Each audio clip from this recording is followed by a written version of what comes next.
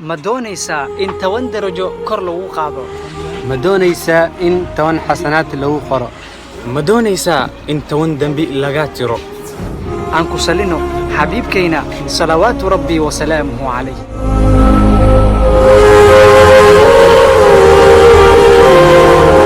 Dhimashadu ma ahan musiibada ugu weyn ee adduunka ee waa sunnada nolosha, laakiin qalbigaaga inuu dhinto adigoo nool ayaa ah musiibada ugu weyn.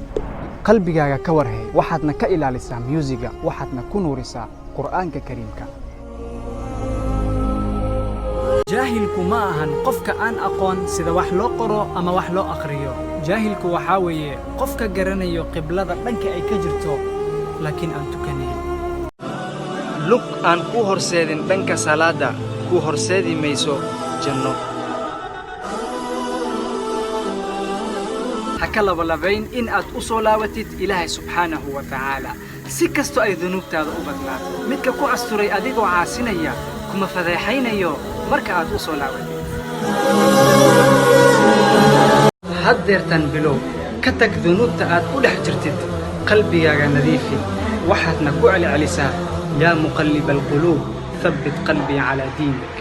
haddii aad u malaysay in ay adag tahay xifdinta qur'aanka kariimka, ha u malayn jannada gelitaankeeda in ay sahal tahay. boosaska ugu sareeya ayaa waxa iska leh kuwa qur'aanka xifdiyay. allahumma ij'alna min ahli alqur'aan. wax allaala wixii aad doontid qor, akhri ama xifdi. qur'aan la'aan ma guulaysanaysid, mana liibaanaysid, noloshana ma ku raaxaysanaysid. kuwa ilaahay xusa waxa uu siinayaa in ka badan inta uu siiyo kuwa wax weydiista. badiya xusida ilaahay uu idin xusayaa, dambi dhaaf weydiista uu idin dambi dhaafayaa. astaghfirullaah alcadiima min kulli dambin cadiim. goorta ay mushkilad ku soo wajahdo waxaad xusuusataa 3 shay: in ay tahay waqti yar oo kooban, sidoo kale in ay tahay qadar ilaahay kuu qadaray, iyo in aad ajar ka helaysid haddii aad ku sabartid. goorta aad dhakhtar aadid waxaa kugu waajib ah in aad u sharaxdid xanuunadaada oo dhan, laakiin ilaah xaggiisa waxaa kugu filan inaad tiraahdo yaa rabbiyow waan xanuunsanahay. haddii aad raali ka noqotid in dartaada qof loo khiyaano, waxaad ogaataa barito in adiga lagu khiyaanayo qof kale dartiisa. qof salafka ka mid ahaa ayaa waxaa lagu eedeeyey in uu sadaqa badnaa ilaa heer ay uga cabsoodeen wuxuu haysta dhan inay ka dhammaadaan.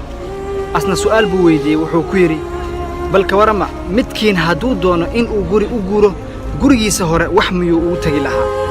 waa maya. xaqiiqda asaas ah. marka uu qofkayna u maleeyo iskana dhigo in uu xanuunsan yahay, waa uu xanuunsanayaa. u malee iskana dhig in aad faraxsan tahay, xitaa haddii aadan faraxsanayn, si aad farxadda u dareentid.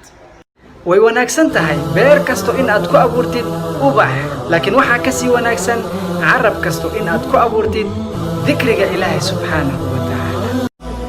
ma ahan dadka oo dhan in ay kaa mudan yihiin ixtiraam. qaar ayaa waxay mudan yihiin in laga sii jeesto si ay marka hore u ixtiraamaan naftooda. intaadan seexan ka hor waxaad xusuusataa in uu jiray qof ka mid ahaa ahluljannaha.